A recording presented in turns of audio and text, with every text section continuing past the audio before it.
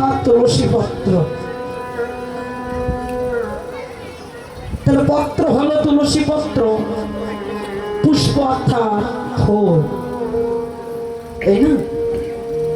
জল অর্থাৎ গঙ্গা জল। কিন্তু তাকিয়ে দেখুন, পুষ্প যখন নিয়ে আসা হয়, পুষ্পগুলোকে শুদ্ধি করতে হয়, হয় না? ওম পুষ্পে পুষ্পে মহাপুষ্পে সুপুষ্পে পুষ্পে সম্ভাবে পুষ্প চা বকৃণী কর্ষা চন্দনের ছিটা দিতে হয়। দেওয়া লাগে না বাবা? কারণ পুষ্প অপবিত্র হয়।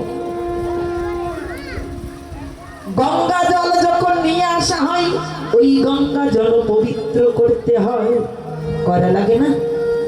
গঙ্গাও অপবিত্র থাকে, তাকে পবিত্র করতে হবে। তত্ত্ব বললে পুষ্প অপবিত্র হয় বটে, রাশি রাশি প্রভুর চরণে পুষ্প দিলে প্রভুকে দর্শন না হয়। প্রভুর চরণে যদি তোমার মন পুষ্পটাই অর্পণ করিতে না পারো,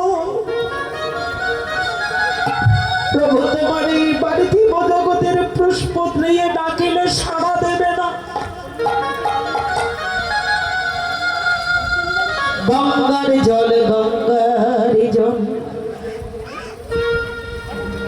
গঙ্গার জল নয়, গঙ্গাও শুকাইয়ে যাবে কলির প্রাম্ভে।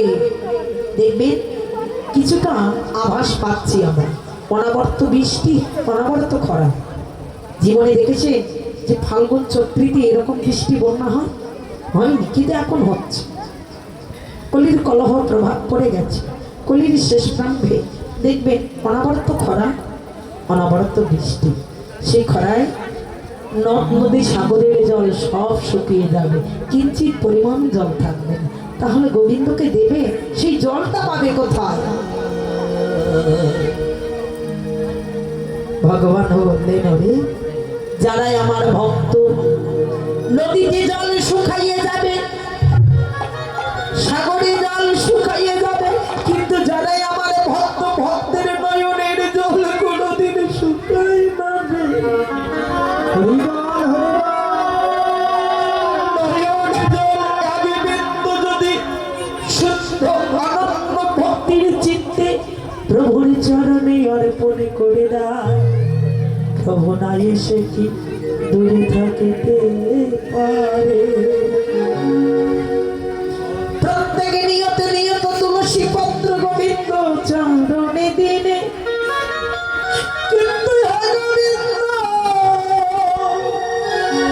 কোনদিন তোমার ওই চরণে আমার দেহটাই অর্পণ করিতে পারিলাম না। তোমার ভক্তির চরণে ওই আমার এই পাপী দেহটাই অর্পণ করিতে পারিলাম না। কত জনমের অপরাধী আমি, অপরাধী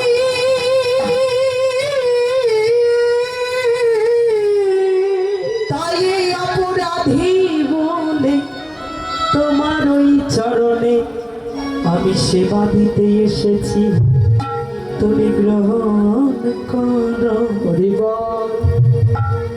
ভগবান বললেন, তুলসী তিনটা বস্তু দিয়ে ডাকে যারা, আমি ওই ভক্তের ডাক কখন উপেক্ষা করতে পারি না। যাও যাও আমার রাধাকে নিয়ে এসো। তুলসী বলছি, গোবিন্দ নিয়ে তো আসবো, তুমি সরসের কোলে ধীরে বসে আসো। যদি ভক্তির কৃপা হয় তবেই আসবে। ভগবানের কৃপা হলে ভগবান আসে, তাই না? কি গো, ভগবানের কৃপা হলে ভগবান আসে, কিন্তু না, উল্টো। আমার ভগবানকে তুলসী বলছে, গোবিন্দ যদি তোমার ভক্তের কৃপা হয় তবে তুমি ভক্তের সাক্ষাৎ পাবে। তার আগে তাকিয়ে দেখো, এই জগতের বুকে আমরা যেমন ভগবানের আশা করি, ভগবান ও তার অনুরাগী ভক্তের চরণ পাওয়ার আশায় যুগ যুগান্তর ধরে ওই তীরে বসে নীরে ভাসতেছে। এদিকে আমার তুলসী গোবিন্দকে সান্ত্বনা দিয়ে ফিরে গেলেন। এসে দেখে রাধারানী ঘরে বসে কাঁদছে। এই কাঁদিস কেন? সখী রে,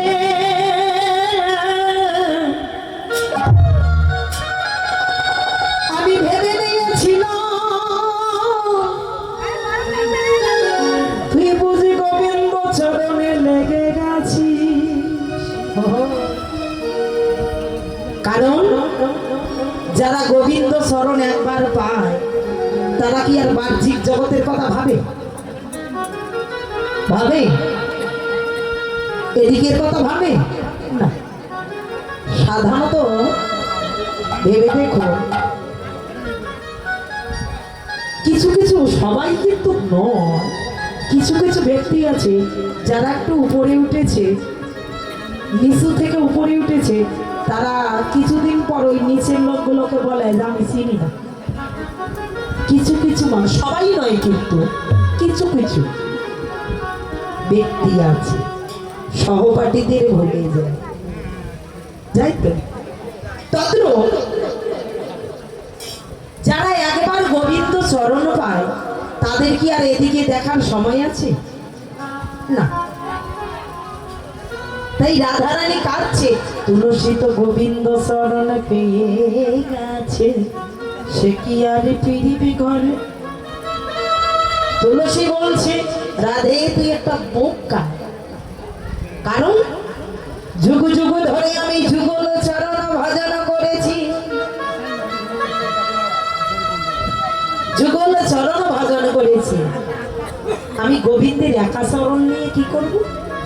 আমি তো যুগল চরণ নেব। তুই বিলম্ব করিস না, সরসীর কুলে গোবিন্দ আছে, যেতে হবে। তাই তাড়াতাড়ি করে তৈরি হয়ে নে, আমি যা যা বলবো তুই তাই করবি। এই বাদিনীর ঘর থেকে বিদায় নিতে হবে। আশ্রয় করে যে বা ভজে, গোবিন্দ তাহাকে নাহি তাজে। যদি কেউ ভজনা করে, মিথ্যা বলা মহাপাপ, পাপ না? এই পাপ না পূর্ণ পাপ।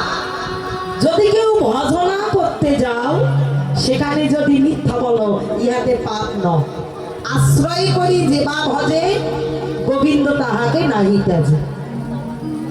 তাহলে ভজনে যাবে, একটু ছলনা করেছো, আশ্রয় নিয়েছো, মিথ্যা, এটা পাপ নয়, ইহাতে পুণ্য বলা হয়। তাহলে আশ্রয় করি যে বা ভজে, গোবিন্দ তাহাকে নাহি ত্যাজে। তাই ছলনার আশ্রয় নিয়ে শ্বাস ছাড়ি শশী মুক্তি কাঁদে বিনোদী।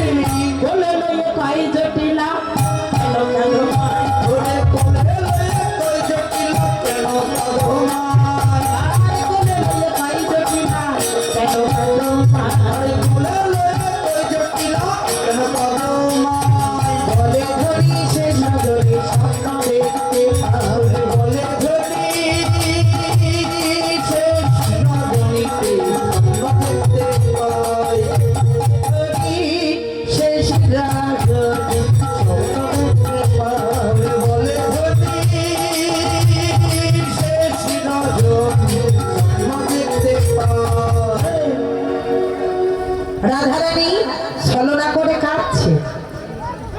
যখন কাঁদছে